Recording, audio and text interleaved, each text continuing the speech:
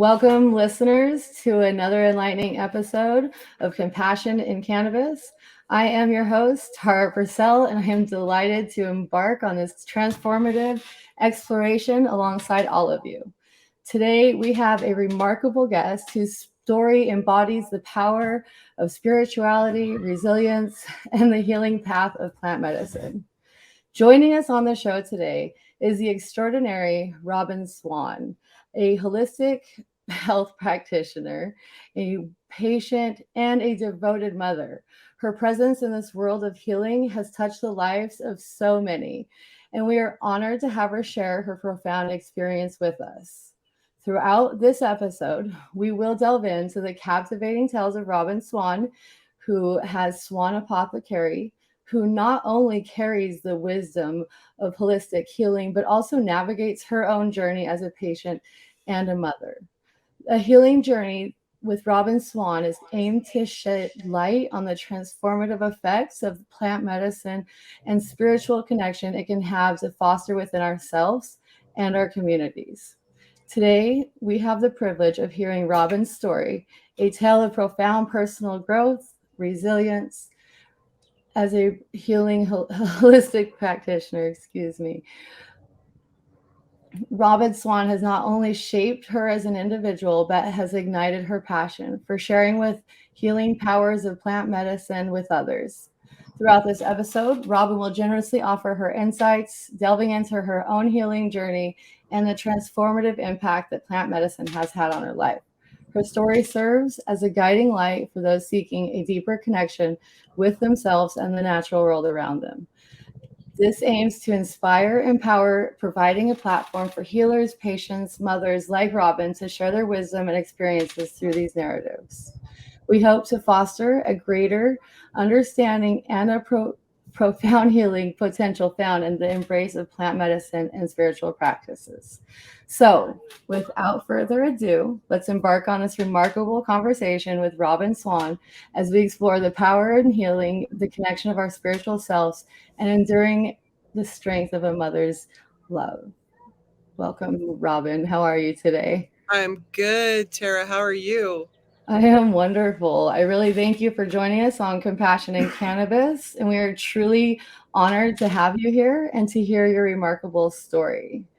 Well, So, I love supporting you, because I just have to say that I've known Tara for most of her life. I think you were like 13 or 14 when I met you. So I really just appreciate being able to share this space with you because you're also a mom, and I was there when you were becoming that, and you were making those choices, and your mom is my sister. So those things are what make this community so beautiful, is that it's generational. it is, and that is very true. I have always looked to you as my mom's spiritual leader too, because my mom does go to you for those times of wisdom, and so it is truly an honor to share this space because I do love the universal connection, how we are just always bonded, reconnecting, and holding that space to each other. And I thank you for leading that way because it is empowering to see you empowering and healing, and it is empowering, it is inspiring because we only hope that we can grow as those women who guide us. So you are one in my life, so thank you. Thank you. I Very appreciate much. that. Yeah. So I do have a question for you. So could you please share with us and our listeners your personal journey as a holistic healer and what led you to embrace plant medicine and spirituality as a path to healing? Well, I honestly don't think that I really had a choice. I was born into it, and I've been making plant medicine since I could stand at a stove. So that puts me about 5 years old. And even though I didn't really want to do it when I was a kid, as my life has unfolded, I've seen, the purposefulness of it, and all of, my family members who I would be like, oh, I just want to go play with my friends, like my grandmothers who made me actually sit there at the stove and learn how to, do things, extract. And then even like one of my first boyfriends, he was Colombian, and his aunties taught me how to extract cannabis. I'm like 15 years old with rubbing alcohol, which is really the base of RSO is. So, at 13 years old, they were showing me how to make a really common topical tincture that is, through all South America for always and since always, which is basically just your extraction using alcohol. That's all it is. And then they just used it topically and they didn't cook it down to a goo. And that is the difference between how it has been and where we are now. And that's kind of like our whole life, right? It like pushes together to make it stronger. Like the tea gets stronger the more it sits in the water. So that was my experience with that. And then, my dad used to pay me a quarter a foot and 50 cents for a back rub. So professionally, I've been a structural integration neuromuscular therapist, which is a combination of like chiropractics and secondary muscle massage. And I literally can say, well, I've been getting paid since I was 5. So again, and then the most astounding thing for me was when my mother transitioned. I found a book that was written about my matriarchal family. My mom is Persian and Yemen, and my father is Indigenous American. He's Eastern Band Cherokee and Creole. Okay, so I opened this book and I never felt worthy, because a lot of my education had been, orally passed down and I've been forced to do it as a child. So I was always woo woo juju, it was like the 80s. Here I am, like I'm doing like plant medicine and, like and crystal shit that like I learned like how to do layouts before people even knew what layouts were and how to create copper grids. And all of this stuff was just given to me from the creator as I was growing up, but I didn't feel like it really had any tooth. So I got a tremendous amount of education. I like to say that I can wallpaper my bathroom in degrees. And I used to display them all. And then when my mother passed, I read this passage in a book that was written about my family, about her family. And it talked about how, like, for always and since always, the women in her lineage had been midwives, herbalists, seers. And I was like, I just wasted thousands of dollars, hundreds of thousands of dollars trying to learn what is innately in my DNA. Yeah. So I feel really fortunate.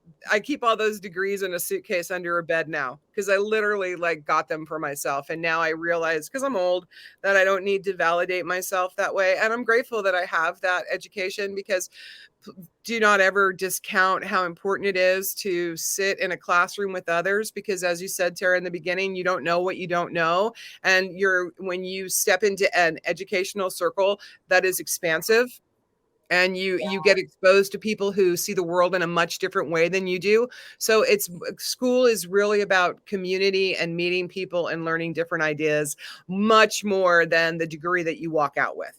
Yeah. And that's why I think it's really crucial that everybody, gets as much education in whatever arena they can and travels, because it's the best. So that's how I came by all my stuff. And then I worked with because of my bodywork background, I was working with professional athletes, and I was in the NFL for a very long time.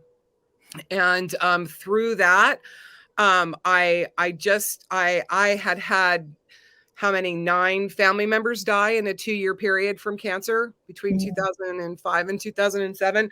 I lost everybody pretty much in my family. My parents died within 6 months of each other. And I was just like, how can why do I not know enough? And then I was just flipping through YouTube, and one of my friends had sent me, hey, you ever heard of this guy named Rick Simpson? And this was at the very beginning, when Run for the Cure was put on YouTube in 12 different segments, because they could only be 2 minutes long, right? Right. So there had only been like 50 or 100 people who had seen it at this point. So I was able to reach out to the guy that made the film, Christian Laureate, and he then connected me to Rick Simpson.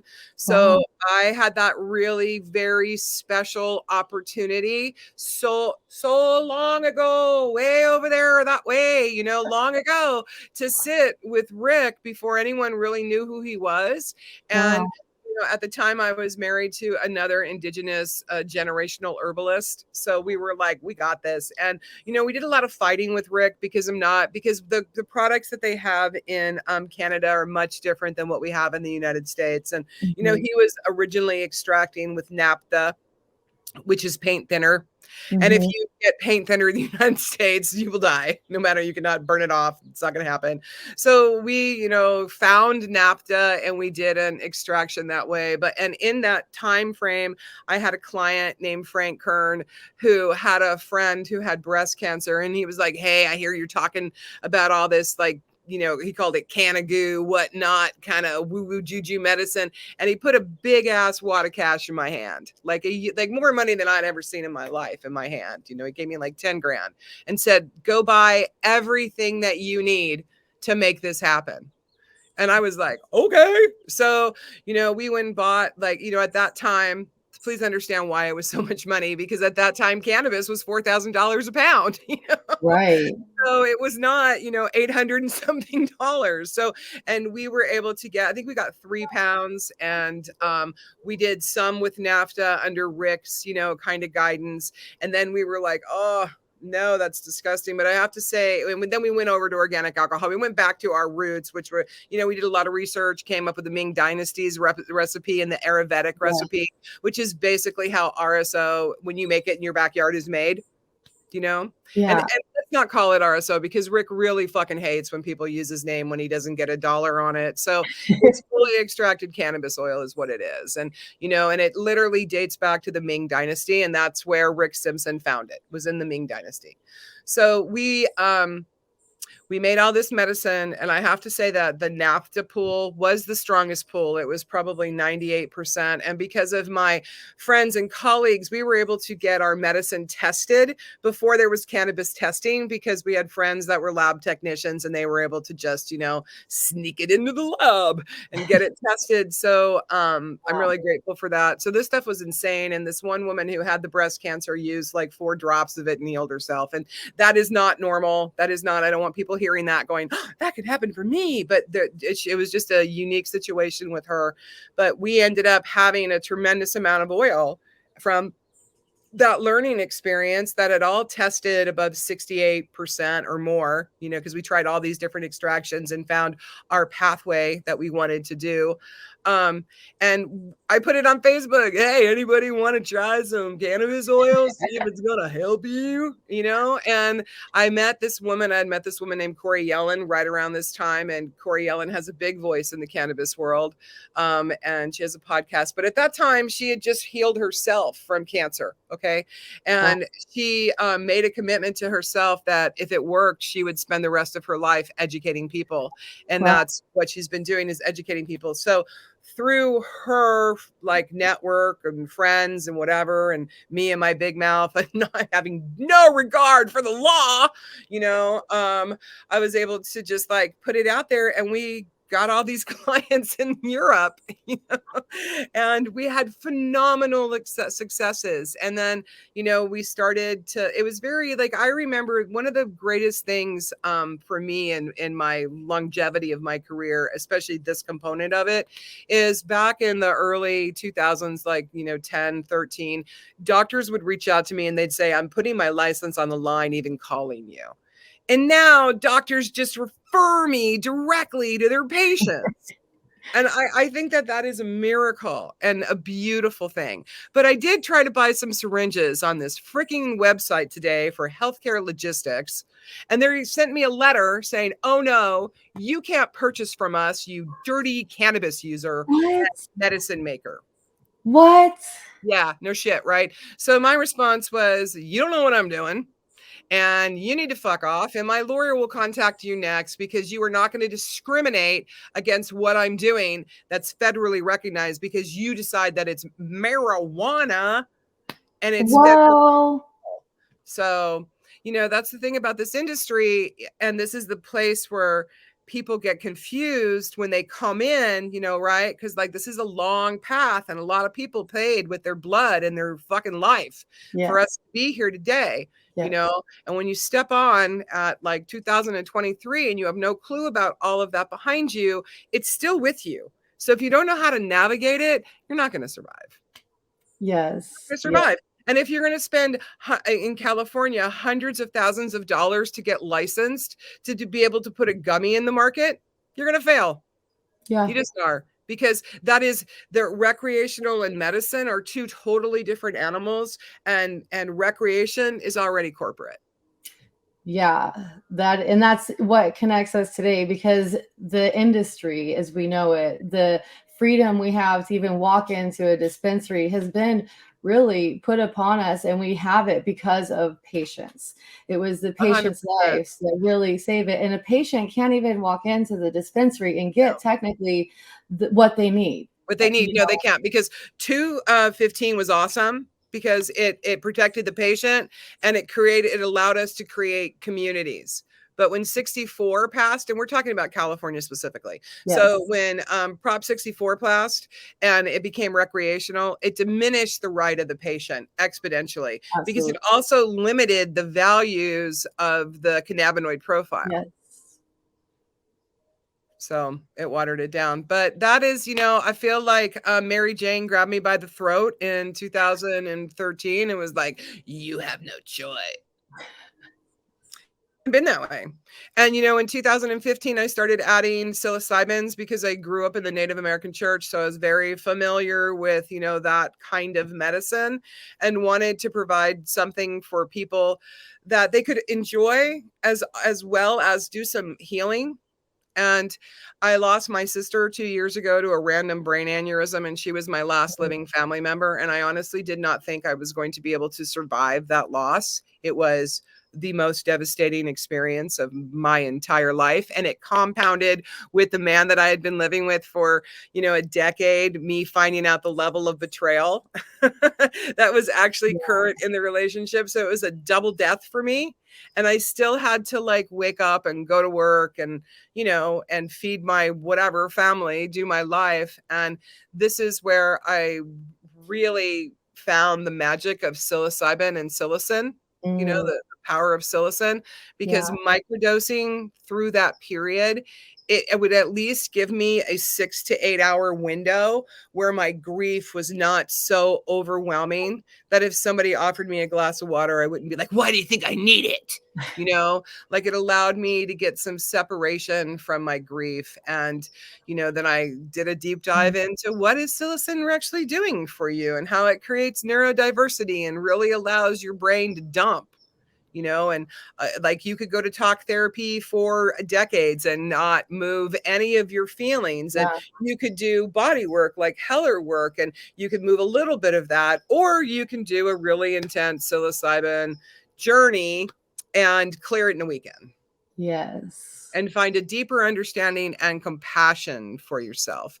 And that's where I think a lot of us are lacking, is in compassion Yeah. for ourselves. So when we say compassionate use, when we're participating in, the use of plant medicine, we're actually coming into alignment with what we're supposed to be doing, because we're literally plants, and plants give life, And if you wait until your root system is dead, no amount of cannabis oil or mushrooms are going to take care of you. My big message for people is, if you find out that you're off balance, which we call illness, that you immediately then start coming into alignment with plant medicine, letting your body get rebuilt, because you're just depleted.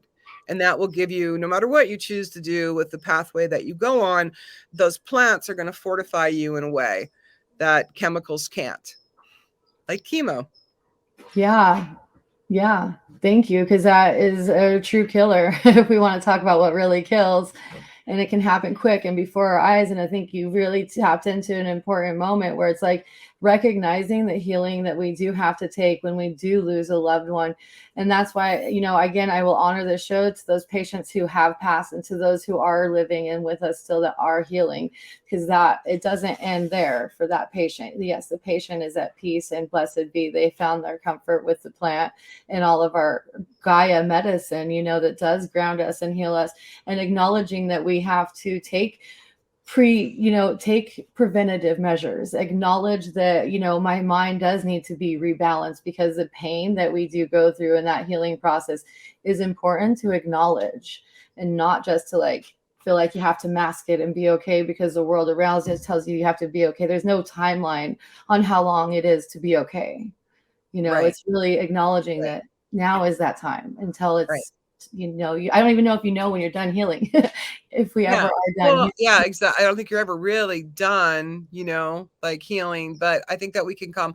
As far, as the grief goes, somebody said to me, you can't, like, when you lose somebody or people like that, it's helpful to bring them into you, to make them a part of you. And by making them a part of you, taking the characteristics that you admired about them and putting them into your life, and Yeah. it was incredibly helpful for me. Can you provide any insights or guidance on how individuals can cultivate a deeper connection to their spiritual selves and incorporate plant medicine into their healing process? Well, I could try. Let me see. Most people are asleep at the wheel in their meat suits, and then they come upon some weed and they're like, they think it's just a way to, dumb it down basically, because on the dark side of cannabis, you can just be numb. And that's really not Mary Jane's medicine. That's not really what she's here for. She's not really here to numb us out.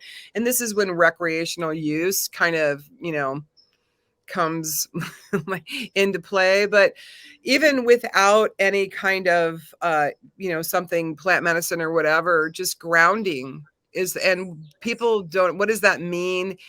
Take your shoes off, go walk on the earth, go out into nature, lay on the ground. And I like, lay belly down and start with the words, I give away, and start giving away all that is on you that is not yours.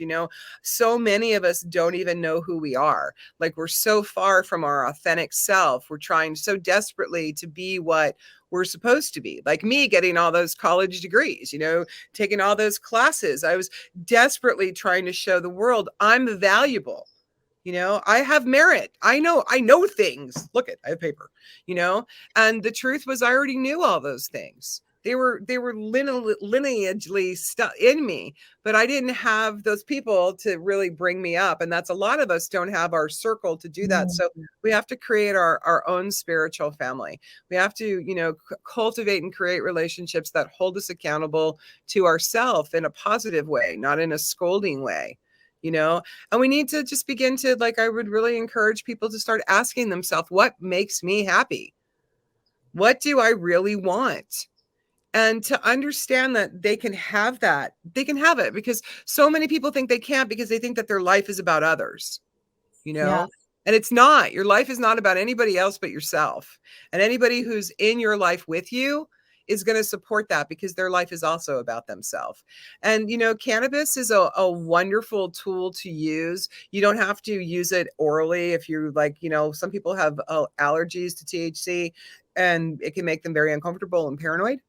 And that's, so use it topically, use it on the bottom of your feet, the back of your neck, put it in your belly button. It's going to still take you to that deeper level of relaxation. And that is how I think people find their spirit, is through relaxation, because we can't hear ourselves if we're covered in noise. If we don't ever get space from all that noise, and that noise being our friends, our family, our job, our thoughts, our beliefs, all these things, our expectations, start really addressing, is that really how you want to spend your time? COVID gave us an opportunity to spend some time alone.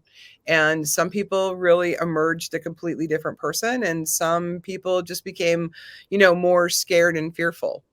And read the Tao of Pooh, because everybody is one of the Winnie the Pooh characters, right? So Oh my are you goodness. vigilant? Are you fearful and fretful and everything? Are Oh you my just goodness.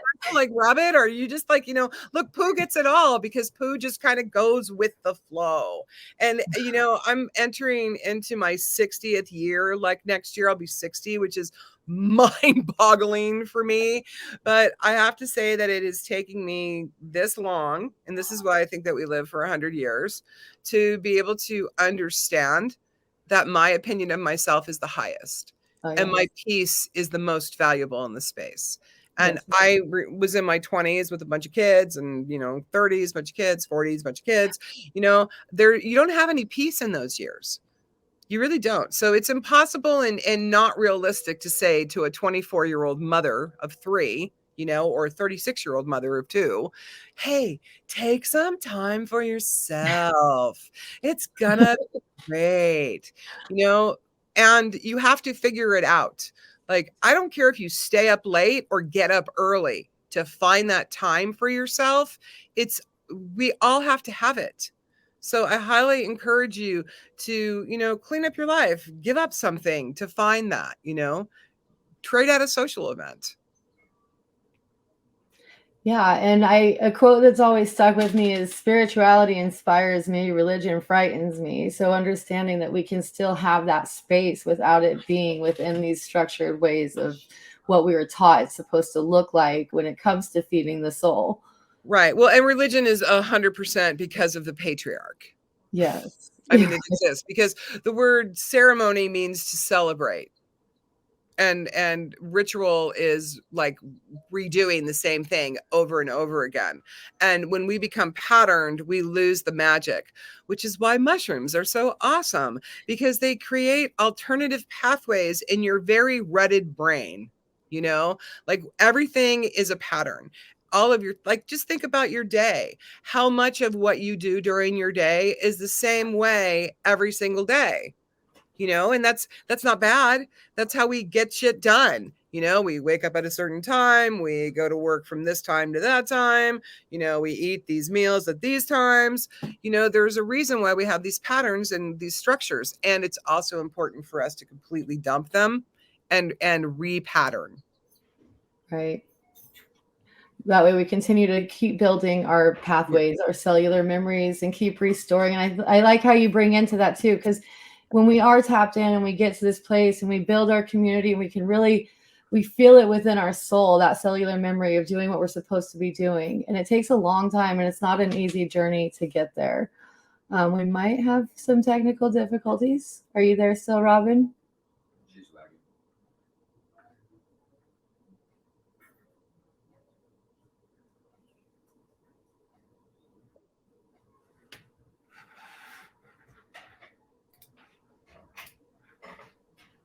Can you see me yet? Are you there? I hear you. Yes. Here I am now. Okay. I lost you. You became like blah, blah, blah, blah, blah, blah, blah. Well, good job retapping in. I was just connecting to the cellular memory. You've brought it up throughout the beginning to now. It's that healing pattern, and I even can do it within myself. Facebook is an amazing tool when it comes to a diary. We used to write down in diaries. Now it reminds us where we were 9 years ago. And I can be like, wake up and feeling funky and like not understanding why I feel a certain way. And then all of a sudden Facebook shows me my words from 9 years ago. And it's really interesting how I'm in tune with a feeling that I don't even realize I'm still carrying with me from something that happened to me 10 years ago, 11 years ago. Right. And so it's really acknowledging that feeling. Like, I acknowledge this feeling within myself. I see it. And I also understand why I'm feeling this way. And because when I can see it and acknowledge it, it's like it gives me that consciousness. Okay, I can let this go because that's why I feel this way. It's not my day. It's not the people around me. It's not anything. It's cellular memory. And I have to make a very conscious effort in that time, that moment, to do it different and smile.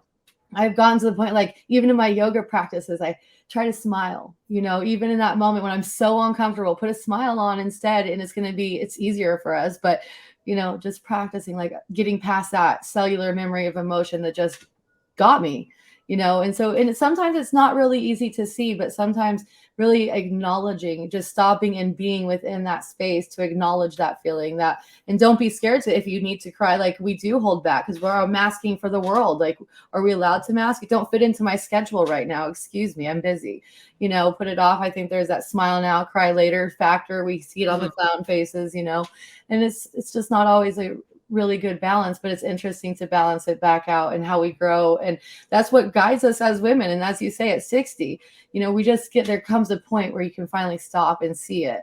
And hopefully we can stop and see it multiple times as we evolve as women and continue to grow, because it's not an easy process, No, you know? it's not. And it takes a while. But you said two things that are really important. And one is that, like, when you fake it till you make it, you smile. So here's the real truth about your neurological system and your brain: it doesn't know the difference between reality and fantasy. And it's designed to hate you. Yeah. Okay. It is designed to make you miserable. So gratitude is literally the only thing that will shift us out of anything that is not in our highest Yeah. self. And sometimes you're like, well, I don't feel grateful. Well, are you breathing? You know, if you say Yeah. something is, I'm so grateful for the fact that I'm breathing, you Yeah. know? And if you just start this, like, because it's really important to shift, because we make a choice in every minute, every day.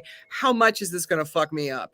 And I'm not saying that, like, you know, people aren't living with very, very serious things, but I like to tell my clients who are living with those super serious things that those emotions, set a timer on them. You know, you want to, like, really go down the rabbit hole about how your diagnosis is leading you to a very quick and much sooner demise of your life.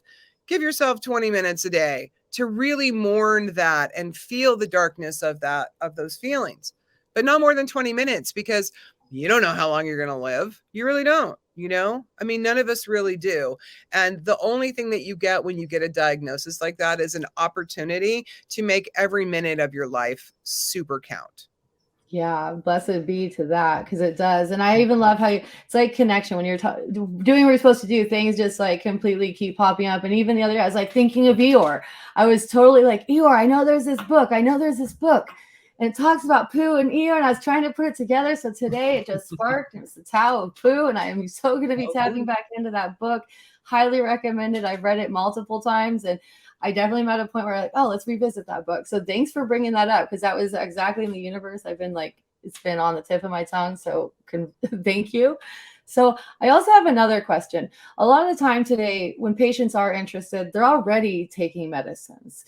You know, modern medicine has been a part of everybody's healing journey. Healing, I'm going to quote that one, you know, because is that what we're doing to heal ourselves through this modern medicine? But in traditional healing practices and in your own healing journey and the work you do with others, how can we navigate between modern medicine and holistic practices and holistic medicines?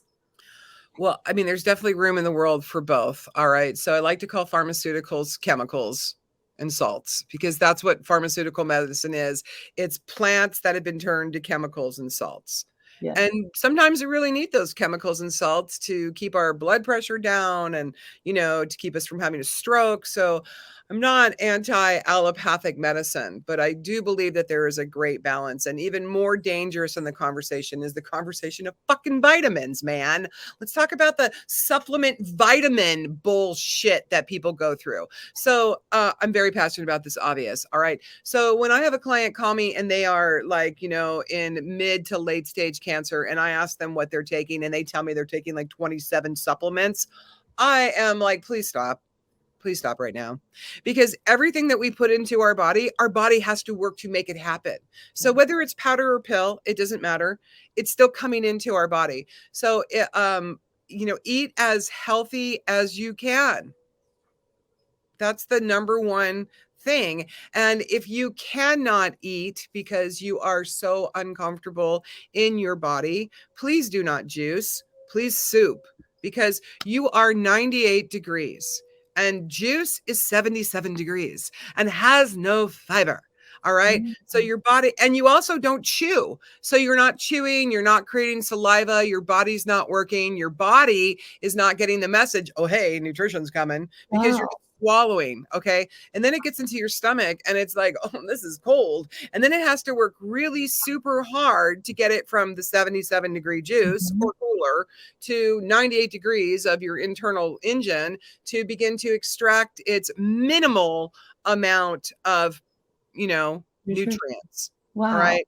So so the best way to combat that and still keep it light is to soup, make bone broth. If you can't make it, use bone broth as your base. Cut your vegetables up really super tiny, cook them and then chew them. And this is going to give you the same nutrients as your BS juice. And I'm going to say this, and I will say it always, my clients that die the fastest and the quickest with the most painful death are the ones who fast indefinitely and Oh, yeah. juice. Oh, wow. They are Wow. the ones they are out. They are out like lights. Like Wow. I've had less than 5% of my clients do that, go to Mexico and live. But I've had, let's say, 40 to 60% of my clients who have lived their life, taken care of themselves, stayed present, used plant-based medicine and Western medicine, be able to overcome and survive and sustain themselves. Maybe sometimes they've only added a year or two to their life, but it was a high quality year. So if you don't feed your body can't work. And if you fill it with shit that it's got to do, like vitamins, then you're making it work for something it doesn't really need. So, definitely if you are ill, magnesium, people are always short on magnesium, potassium, and calcium. Like those are, and Wow. vitamin, so vitamin D is one of those guys, right? So these are what we all need. We need minerals and salts because our food is so leached of them. We don't need like 14 different supplements, and we need vegetables and fruit. And if you cannot really eat that much as you're supposed to, which is 5 servings, then the only supplement that I really encourage people to take is that, there's a company called Juice Plus, and this is not a commercial for them, they're just the only one I really know, and they're capsulized vegetables and fruits, and that's all they are. There's nothing else but vegetables and fruits. So if you do a couple of those pills a day, you're going to get your 5 servings of both of those. And if digesting the pill is hard for you, you could get it in powder form. And I absolutely encourage powder over pill, always. Okay. Would you like to explain more why you might recommend powder Because over powder pill? is immediately bioavailable in your stomach because it's liquid, and a pill, your stomach acid has to break it down. So Oh, it becomes a little bit more challenging for the system to have to break through that encasing that the pill is made from.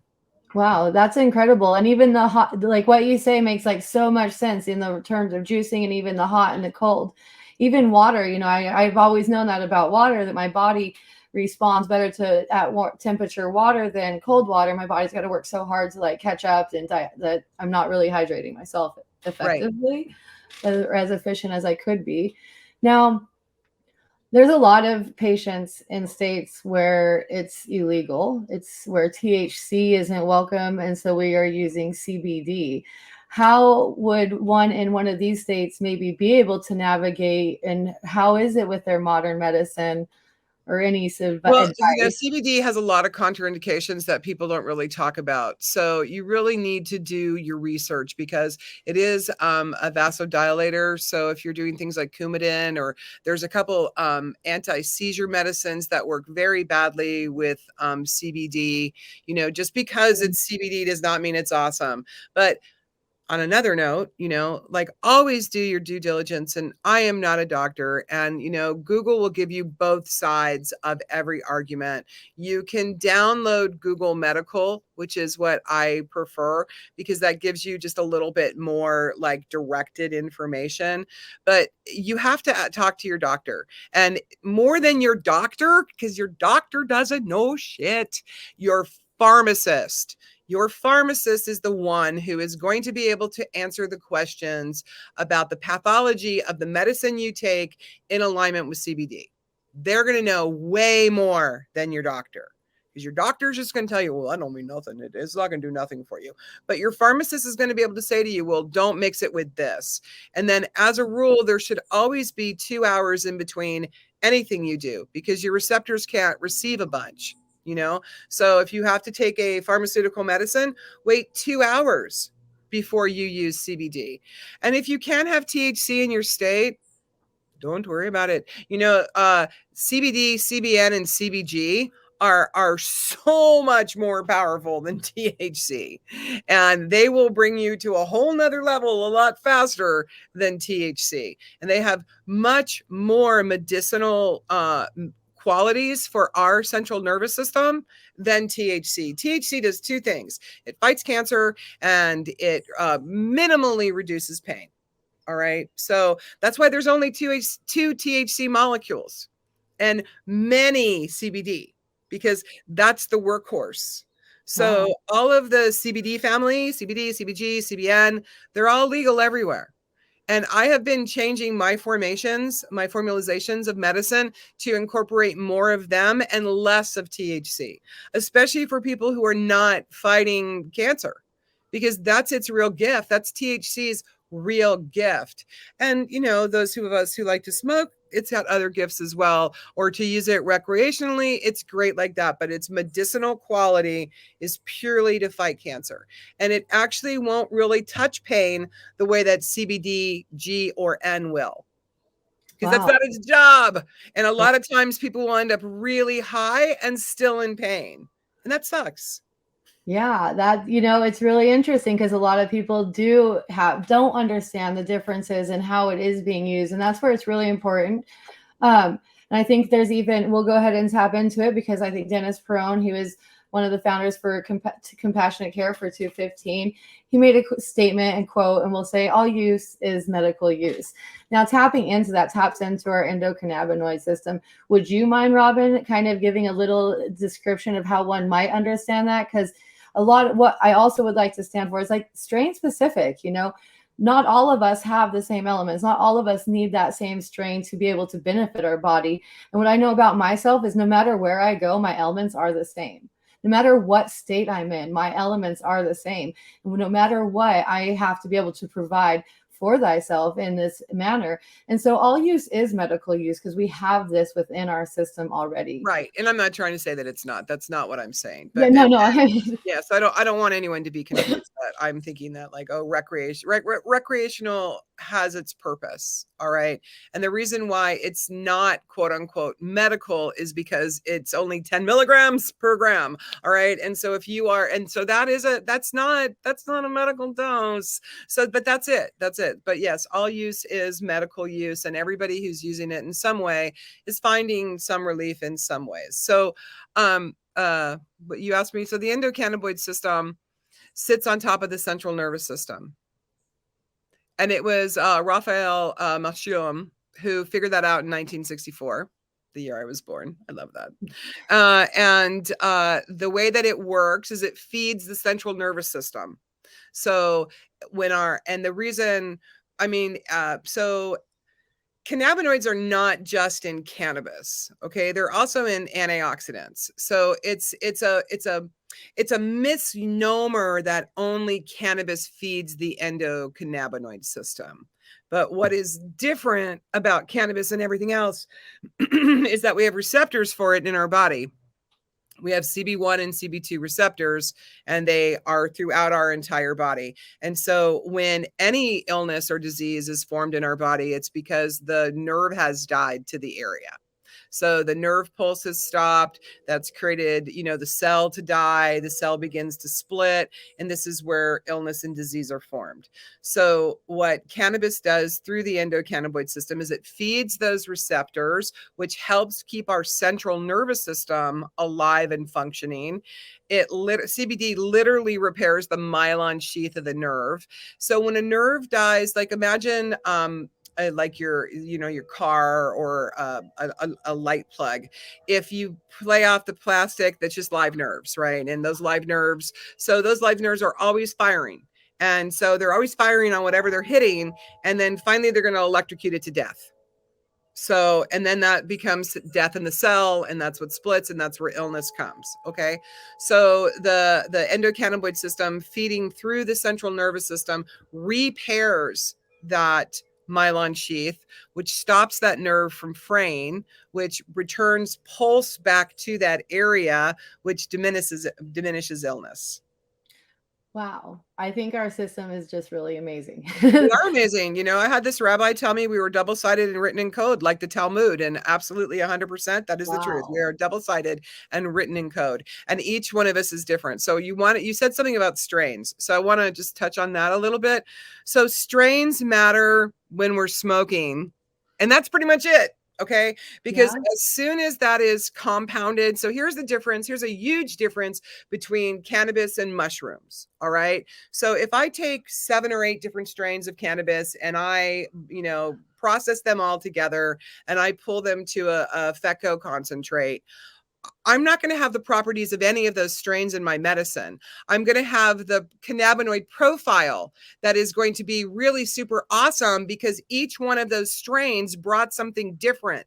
But once it becomes a concentrate, it is just a cannabinoid profile. It is no longer what it was. So strains matter in the way that you're looking for cannabinoid profiles, like Blue Dream brings this and Jack Carrera brings that. But once it is made into a concentrate, whether it's BHO, CO2, or alcohol extracts, it is just a cannabinoid profile and it does not matter. And then there is no fucking sativa or indica at this point, okay? It is just a cannabinoid profile. And what manipulates it to be an indica or a sativa on the market is the terpene profile. So we use terpenes to bring it up or bring it down, but it is still just a baseline cannabis profile.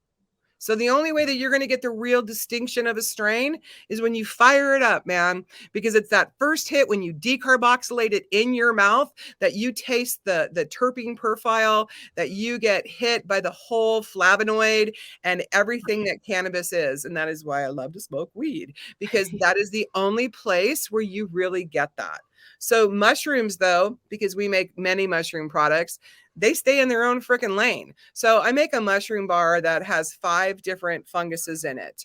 And I pick those funguses so the person who's eating it is going to have like a kind of like a journey like that, because they don't become a mushroom profile. It doesn't become a psilocybin profile. If like this mushroom is visual and this one is emotional, you're going to be visual and emotional. Like they're going to, so we bring them together so people aren't watching the whole world melt. They're able to open their heart. And then we use the really strong mushrooms that are very high in psilocin, very mildly, because those are the ones that unlock the world and open the geometric, net that we're all covered in. Like if you really want to have an experience to see how interconnected to the entire universe you actually are, you have to crack that veil, and you're not going to get there with less than 3 grams, and then you have to be willing to sit through the uncomfortability of what that mushroom is bringing up in order to find that place inside of yourself. And this is where people get scared because they have never felt the hugeness of the love of the universe. They have never been embraced by that wholehearted experience of you are valued, loved, and cared for. So as they enter into that, it's like, oh, why is the sky all netted? And why are there geometrical shapes all over my face? And why is everybody different colors? So if you've never had that experience and you want to, I highly recommend that you do it with another person. And that you just sit through, that you go into it understanding that there's going to be a point maybe where it might be a little uncomfortable, but just breathe your way through that because you are being birthed. And the only way to bring a life onto the earth is through breath. Blessed be. And I'm all, wow, like heartstring, feel it, feel it. Cause it's a real healing in that process for all of us. I mean, the mushroom therapy in general, you see it everywhere. It's coming up, but it does build these new neural pathways. And I think addressing that healing is so valuable. And it allows people to see how loved they actually are. Oh my goodness. What is that? To accept it, even to feel that embrace, So I think that's an important, and it's what we lack, that real ultimate connection that's within ourselves, ultimately. And that's what, the grounding of that plant medicine, anything that's rooted within our earth, like that's an honor that we get to participate. What advice, or how would you, to those that are skeptics or critics who may have questions or efficiency of the efficacy or the safety of the plant medicine and spiritual practices and healing, is there any advice or any way you might address that skepticism? Well, I mean, these medicines have been around for always and since always. So, my first question to you is, what are you so afraid of? Let's just start there. Why? And a lot of times, people will say, well, I just don't need that. Okay, you don't need it. Like I never push past anybody. We are all at where we're at. And I think that if you're teetering like, oh, I'm afraid, then reach out to somebody that you trust who's done it. And if you don't know anybody, then that's a little scary because there are a lot of bad people on the internet who want to tell you a bunch of BS. And the other thing is that know your source. You really have to know your source. This is not like Instagram is the ultimate place to get just misled, because these dudes show up in every single feed dropping their stuff. Do not buy from those people who are encouraging you to buy their stuff online, especially in a Facebook or an Instagram or a TikTok feed.